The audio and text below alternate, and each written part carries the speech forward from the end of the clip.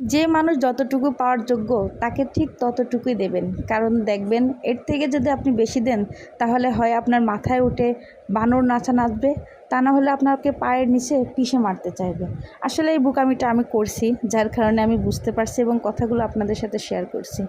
কথা হচ্ছে যে দেখা যাচ্ছে আপনার থেকে সম্মানের দিক থেকে, বয়সের দিক থেকে একটা মানুষ ছোট, সে যদি আপনার মাথায় উঠে বেশি নাচানাচি করে, এটা কিন্তু তার দোষ না, দোষটা হচ্ছে আপনার। কারণ আপনি প্রথম থেকে তাকে এইভাবে মাথায় উঠাইছেন। একটা মানুষ অসম্মান করে কখন জানেন? যখন আপনি তার সাথে মিশবেন, চলবেন, ফিরবেন, তাকে সাহস দেবেন, বেশি ফ্রি মাইন্ডে থাকবেন, তখনই দেখবেন একটা কিছু হলে না আপনাকে সে অপমান করতে আসবে। এই কারণে যখন আপনি এরকম পরিস্থিতিতে পড়বেন, পরবর্তীতে কী করবেন জানেন?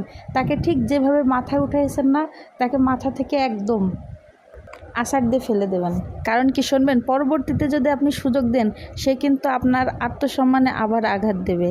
আর কথা আছে না যে আসলে বাড়িতে যদি মুরব্বীরা থাকে, তাদের মুখের দিকে চায়ে বা তাদের সম্মানের দিকে তাকিয়ে অনেক কিছুই কিন্তু বাড়ির বউরা সহ্য করে থাকে, ঠিক আছে? তো যারা অন্যায় করবে তাদের সাথে কখনোই সরাসরি বেয়াদবি করতে যাবেন না।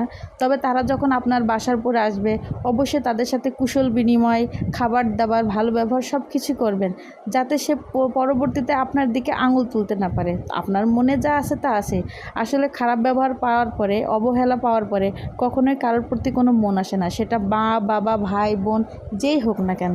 আর একটা মেয়ে বাবা মাকে ছেড়ে আসে, তার শ্বশুর বাড়িতে থাকে, ঠিক আছে, কিন্তু একটা মেয়ে না তার শখের সব কিছু ত্যাগ করতে পারে। তার পছন্দের খাবার, তার পছন্দের পোশাক সব কিছুই সে ত্যাগ করতে পারে, কিন্তু তার যদি আত্মসম্মানে আঘাত লাগে এবং তাকে নিয়ে যদি কোনো মিথ্যা কথা বলে, সে কিন্তু সেটা সহ্য করে না। এই দুইটা জিনিস করলেই কিন্তু তার মন থেকে উঠে যায়। পরবর্তীতে সে যে ব্যবহারগুলো করে, তাতে তখন কথা হয় যে বাড়ির বউটা খারাপ। এইগুলো আসলে শ্বশুর বাড়িতেই সম্ভব, এইগুলো অন্য জায়গায় না।